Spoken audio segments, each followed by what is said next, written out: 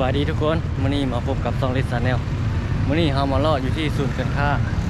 ภาคสันเนาะแล้วก็เวียงจันทน์เซ็นเตอร์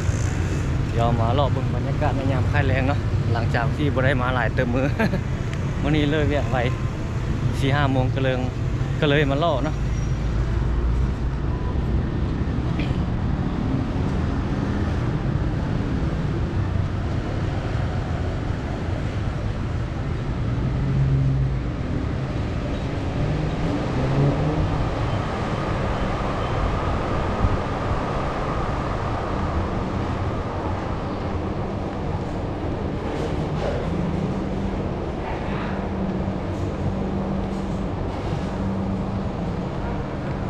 คนโบราณแล้วนะมาตอนแรงแล้ว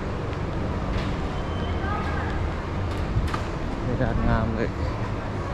เดี๋ยวออกไปเบื้องหลัง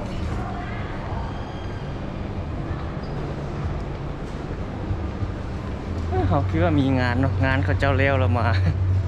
ตั้งแต่เมื่อวันที่29เนาะมื้อนี้31แล้วเขาเจ้ามีงานมาอย่างหลายๆแนวนะเขาเห็นลงเพจลงอย่างเนาะมาบุมีแล้วน่าจะเป็นวานนี้วะออกไปเดินเบื้องหลัง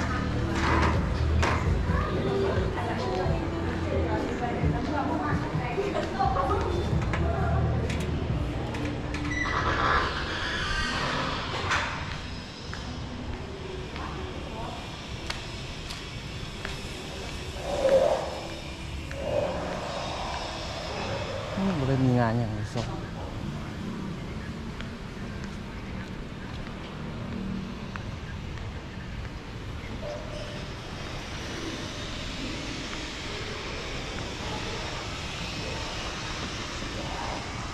บรรยากาศในยามแรง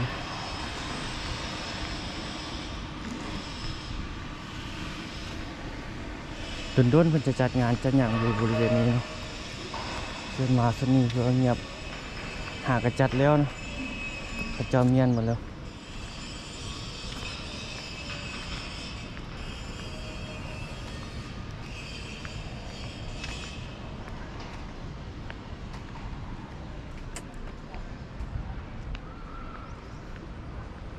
เป็นแบบนี้ทั้งหลังโอ้เฮานานมาพุ่นเนาะ งานเขาเจ้าเลี้ยวหมดแล้วทุกคนเป็นอย่างนำมาลอกเก็บภาพบรรยากาศแบบนี้ก็ได้โอ้เบื้องหลังนี่จะมีหนองมีอย่างเนาะแต่ว่ามันบ่มีน้ำมีอย่างเลยเบิ่งก่อนโอ้น้ำแห้งหมดเลยเนาะเลิกอยู่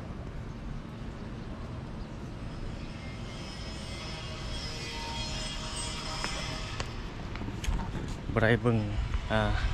งานซ้ำทุกคนงานเขาเจ้าแล้วละอันนี้จะเป็นด้านหลังศูนย์การค้าภาคสันเนาะ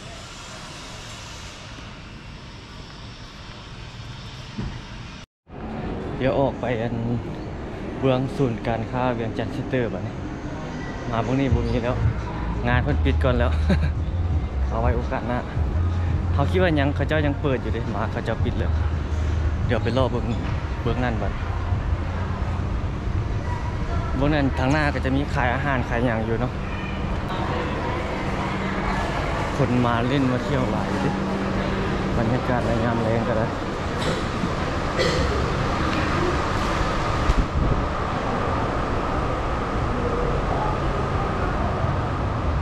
นักท่องเที่ยวมีอย่างมาข้ามไปตึกเวียงจันทน์เซ็นเตอร์ทุกคน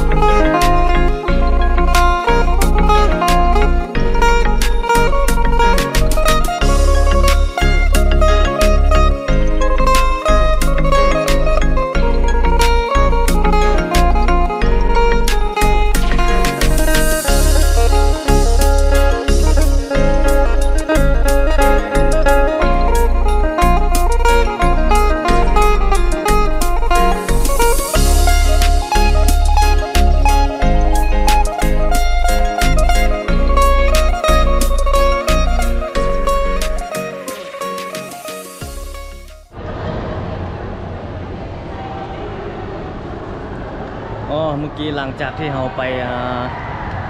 ศูนย์การค้าภาคสันมาเนาะเดี๋ยวเรามาขึ้นมาที่ศูนย์การค้าเวียงจันทร์เซ็นเตอร์บัดนี้เพิ่นจะมีงานโชว์ไม่อย่างเนาะงานเทศกาลวาลีฮั่นไม่อย่างประมาณนี้เลยทุกคนเป็นงานหุ้นโชว์ผีเป็นแบบเด็กน้อยแต่งกายแบบเอากระโหลกเอาอย่างมาใส่ประมาณนี้นะทุกคนจะน้อยเพิ่นจะมีการแข่งขันเนาะชิงรางวัลอยู่ด้านรูปนี้เดี๋ยวจะน้อยเฮาสิรอท่าทายให้ทุกคนได้เบิ่งเนาะเป็นงานศิลปะเด็กน้อยไม่อย่างเนื่องในไม่อย่างประมาณนี้แหละเพื่อเปิดโอกาสให้น้องๆเนาะได้แสดงการแต่งกายของแต่ละคนนี่อย่างประมาณนี้เนาะในเทศกาลนั่นวาลีฮั่นเนาะก็คือบ่เคยได้ยินก็เคยได้ยินนะก็มาเห็นปีนี้เนาะแต่ละปีผ่านมาก็คือเป็นน้ำเฮาบ่ใส่ใจบ่มันอย่างประมาณนี้เนาะจุดนี้คือจะเป็นยังกำลังลงทะเบียนเนาะจังหวัดกระเจ้าก็จะมีการแข่งขันเนาะชิงรางวัลมูลค่า10 ล้านกีบนะถ้าผู้ใดชนะเนาะผู้ใดมีความสามารถหลายผู้ใดมีการแสดงแบบมันมีเอกลักษณ์ที่ดีไม่อย่างประมาณนี้นะทุกคนโดดเด่นกว่าหมู่ว่าประมาณนี้เนาะก็ได้รับเงินรางวัลจากคณะกรรมการจัดงานของเพื่อนเนาะเพื่อนจะมีรางวัลอันดับ1เป็น10 ล้านกีบเนาะตามที่เราได้ยินเพื่อนประชาสัมพันธ์เมื่อกี้เนาะเดี๋ยวรอท่าทุกคนรอติดตามเบิ่ง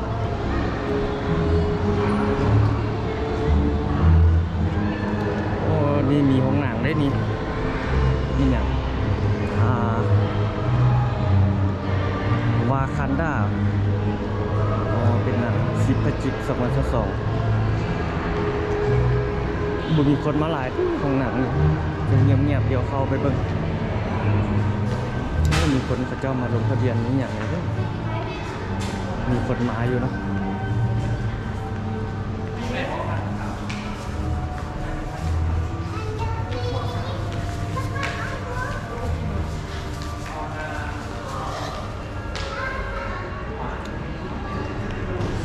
มีคนมาอยู่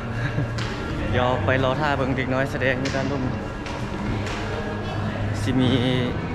ไม่อย่างประมาณใดลองไปรอติดตามชมเบิ่งทุกคนเขาก็บ่เคยมาเบิ่ง เทื่อนี้ใครเฮ็ดช่อง YouTube มานี่แล้วมีงานไม่อย่างก็ไปหมดทุกงานเนาะก็เลยฮู้ขึ้นมาอีกนี่แหละทุกคนคือผลดีของการเฮ็ด YouTube เนาะได้ฮู้ทุกสิ่งทุกอย่างได้ไปทุกบอนทุกที่เนาะแล้วก็ฝึกฝนตัวเองไปนำหาความรู้ประสบการณ์ต่างๆไปนำเนาะก็ถือว่าเป็นการดีของการเฮ็ด YouTube เนาะสะสมความรู้เนาะในสิ่งที่บ่ฮู้งานที่บ่ฮู้ก็ได้ฮู้มาอย่างประมาณนี้เลยทุกคนอยู่ด้านรูปนี้กำลังจะมีงานเนาะน้องๆเพิ่นกำลังลงทะเบียนเนาะน่าจะมีการแสดงที่บริเวณเนาะ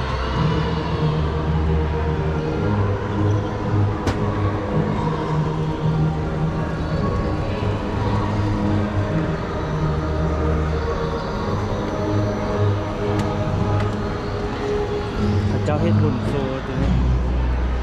เป็นตาตกใจนะ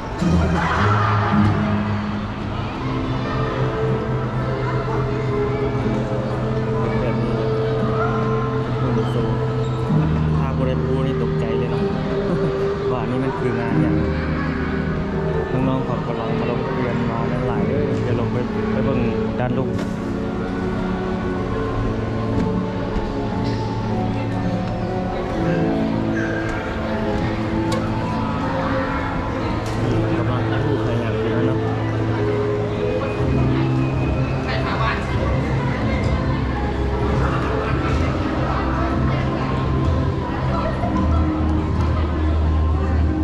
เยาวชนเนาะ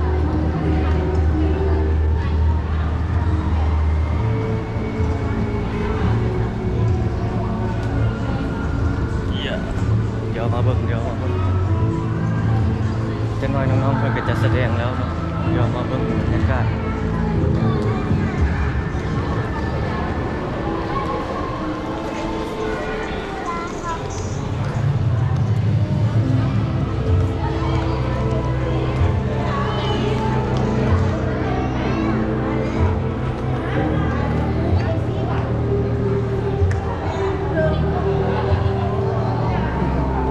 แต่งตัวเล่นแบบนี้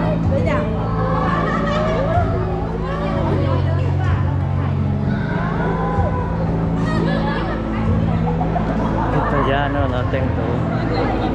เดี๋ยวมาเบิ่งนี่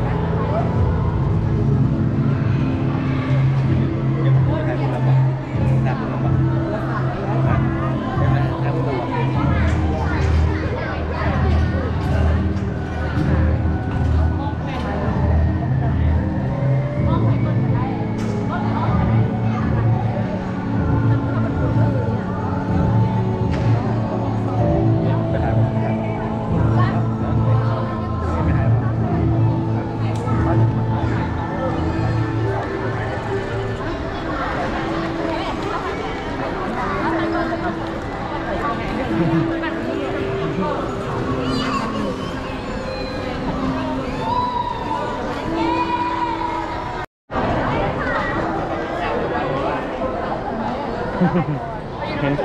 ื้อโกโปรเท่าไหร่นี่เหรอก็ไปซื้อดู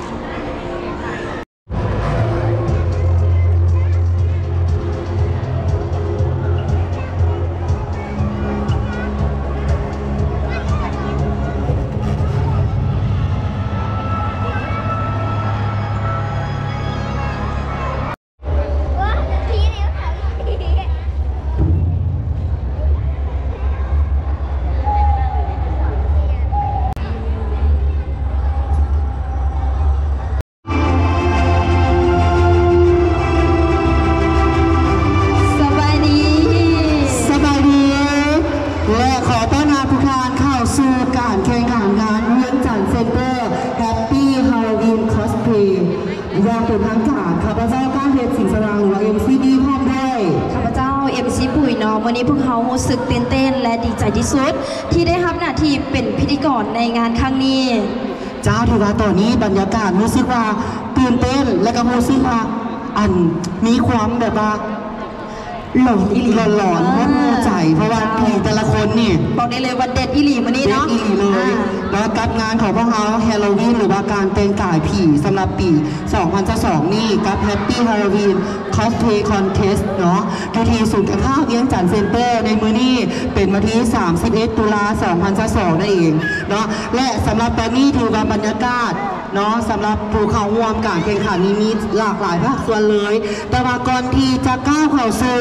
การแข่งขันเดี๋ยวจะได้นำพาทุกท่านได้มาพบกับบรรดาทานแขกกิตติมศักดิ์รวมไปถึงเป็นทางคณะกรรมการที่ให้เกียรติเข้าร่วมในมื้อนี้ลำดับต่อไปจะขออนุญาตตบมือดังๆต้อนรับทานอภิชาติสวัสดิ์มงคลผู้ช่วยผู้อำนวยการศูนย์การค้าเวียงจันทร์เซ็นเตอร์ก็ให้เกียรติเข้าร่วมจากนั้นลำดับต่อไปขอต้อนรับทานนางสุดารัตน์พันธุ์ภูธรเจ้าของเพจคุกกิ้งคาร์ดก็ให้เกียรติเข้าร่วม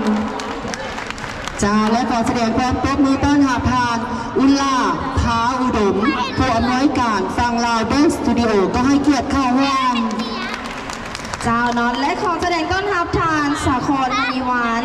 ตัวแทนจากโคลาวก็ให้เกียรติเข้าร่วมสวัสดีค่ะวัสเปซี่และนอกจากนั้นยังมีบรรดาทานผู้เข้าร่วมการแข่งขันรวมไปถึงบรรดาทานผู้ปกครองที่อยู่ณที่นี้ก็ให้เกียรติเข้าร่วมขอเสียงปรบมือดังๆด้วยนะในลำดับต่อไปเพื่อให้ในงานของพวกเขามีความหมายยิ่งขึ้นสำหรับวันปล่อยผีมื้อนี้เนาะจะได้ขออนุญาตเฮียนเชิญทานอภิชาติสวัสดิ์มงคลผู้ช่วยผู้อำนวยการศูนย์การค้าเวียงจันทร์เซ็นเตอร์ได้ขึ้นกล่าวจุดประสงค์ในการจัดงานครั้งนี้ขอเสียงโต๊ะนี้ดังๆต้อนรับนี่สิว่าเหลือสบายดีพ่อแม่ผู้ปกครองทุกท่านนะครับแล้วก็น้องๆที่เข้าร่วมการแข่งขันทั้งหมดนะฮะก็วันนี้มีความรู้สึกว่าศูนย์การค้าเวียงจันทร์เซ็นเตอร์ของเรานะครับก็คึกคืนนะครับคึกคืนในรูปแบบที่เราเป็นกันนี่แหละนะครับเป็นรู้สึกความอบอุ่นเป็นครอบครัวถ้าหากว่าใครแข่งขันเสร็จแล้วนะครับมีงานอาหารอยู่ข้างนอกอีกนะครับก็ทำเราไปร่วมลองชิมอาหารอร่อยหลายๆอย่างนะครับพูดถึงงานของตัวฮาโลวีนของเรานะครับเราก็อยากจะให้รู้สึกว่ามันเป็นครอบครัวที่เป็นการจัดงานใน1 ปีนะครับเราเจอกันครั้งหนึ่งในเรื่องของตัวของฮาโลวีนเพราะฉะนั้นน้องๆนะครับน้องๆผู้ปกครองพ่อแม่หรือใครที่พาลูกหลานมานะครับไม่ต้องซีเรียสกับเรื่องการที่ว่าจะต้องจริงจังอย่างนู้นอย่างนี้นะครับการแข่งขันถือว่าเป็นการให้โอกาสนะครับบางท่านเอาน้องมาแล้วก็บอกว่าขอน้องขึ้นเวทีได้ไหมอายุไม่ถึงอย่างเงี้ยนะครับเราให้ขึ้นหมดนะครับก็ขอให้รู้สึกว่าเป็นโอกาสให้น้องๆได้มาแสดงความสามารถบนเวทีการแข่งขันของเรานะครับเป็นเรื่องของให้แค่รักษาของความเป็นคาแรคเตอร์ที่น้องทำมานะครับผมเชื่อว่า น้องจะทำด้วยความรู้สึกที่น้องเป็นอยู่แล้วนะครับอันนี้ก็ฝากไว้นะฮะก็น้องๆพร้อมนะครับพร้อมทุกคนพร้อมหลายๆพร้อมนะครับกรรมการพร้อมอาจารย์สุดารัตน์กาก้าทางไอ้สาครโคลาวนะครับเพราะฉะนั้นเราก็มีความดีที่จัดงานแบบนี้ขึ้นมานะครับก็ขอบคุณมากครับขอบคุณครับขอบคุณครับจ้าขอแสดงความขอบใจอีกครั้งหนึ่งกับทางอาพิซาสวัสดิ์มงคลเนาะสำหรับทานยังคงอยู่ต่อด้านทางเวทีและขออนุญาตเชิญบรรดาทานคณะกรรมการทั้ง3ทานได้ขึ้นสู่เวทีเพื่อทำการบันทึกภาพขอเชิญ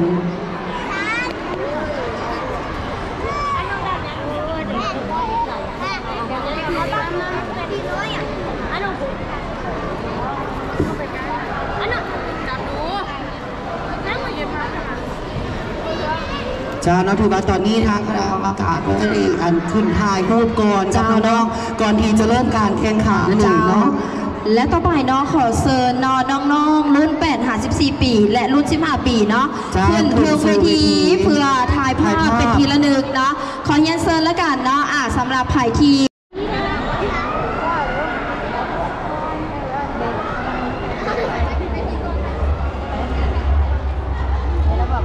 จ้าเนาะเดี๋ยวรอถ่ายสักน้อยหนึ่งเนาะเดี๋ยวให้ทางทีมงานเพิ่นจัดเรียนลำดับเนาะในการถ่ายรูปแล้วกันเนาะขอเชิญเชิญเนาะทุกท่านที่ลงทะเบียนการแข่งขันเนาะขึ้นสู่ถึงเวทีเนาะเพื่อเก็บภาพเป็นทีละนึงเนาะจ้าไม่แล้วนะซึ่งว่าตอนนี้เวทีของพวกเขาก็ถือว่าเต็มไปด้วยผีมีทั้งผีนะผีหลอนก็มีเนาะผีแวมไพร์ผีซอมบี้ว้าวบอกได้เลยว่านาทีนี้ลุ้นอีหลีเนาะว่าใครเป็นจะเป็นผู้โชคดีที่จะได้รับรางวัลในมื้อนี้จ้าแม่แล้วถือว่าน้องๆแต่ละคนแต่ละหมายเลขนี่โบธรรมดาเนาะรวมถึงทางคณะกรรมการนำและก็พร้อมด้วยพิธีกรทั้งสองนำพร้อมหรือว่ามีการแต่งกายตั้งแต่ช่วงบ่ายของมื้อนี้แหละเพื่อที่จะทำการแข่งขันอยู่ด้านเทิงเวทีเจ้าเนาะอีกเบอร์เท่าไหร่นาทีเนาะเขาก็จะมีเรื่องซอมบี้นี่เนาะเกี่ยมรุ่นเลยกันเนาะว่าตอนขึ้นเวทีเพื่อนจะมีการโชว์แสดงแบบใดๆแล้วกันเนาะขอแบบโพสหลอนๆจังหวะหนึ่งเนาะ1 2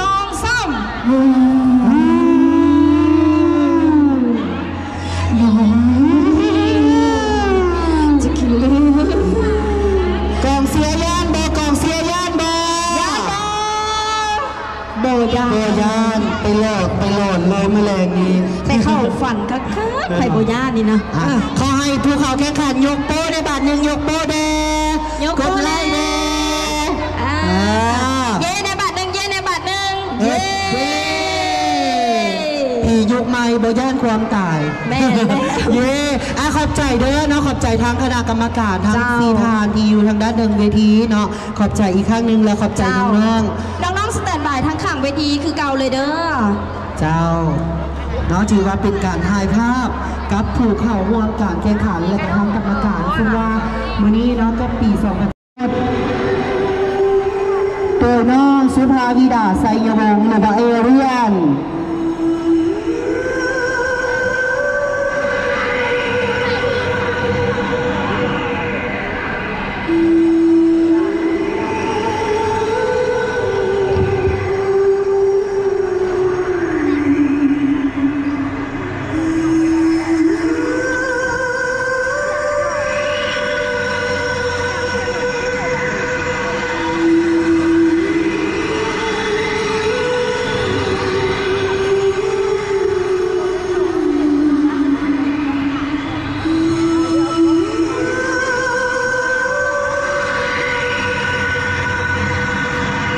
มาแล้วอีกครั้งหนึ่งพบกับหมายเลขX002ขอเสียงตบมือเด้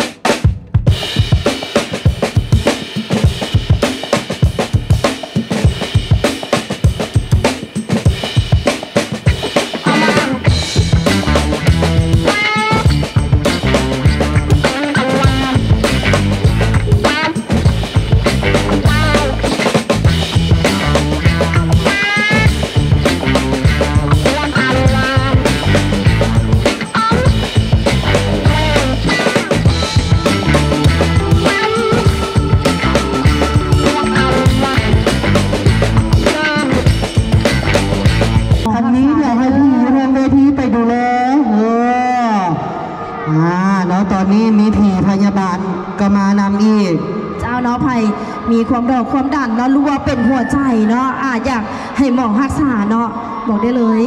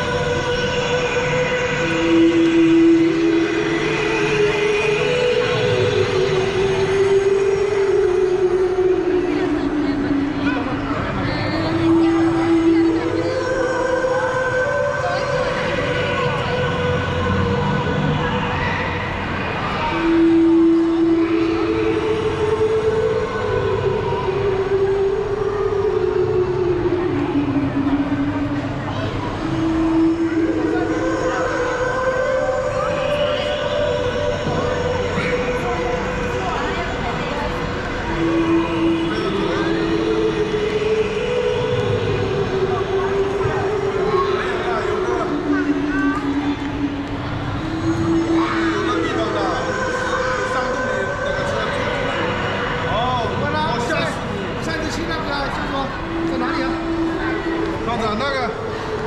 海南之家。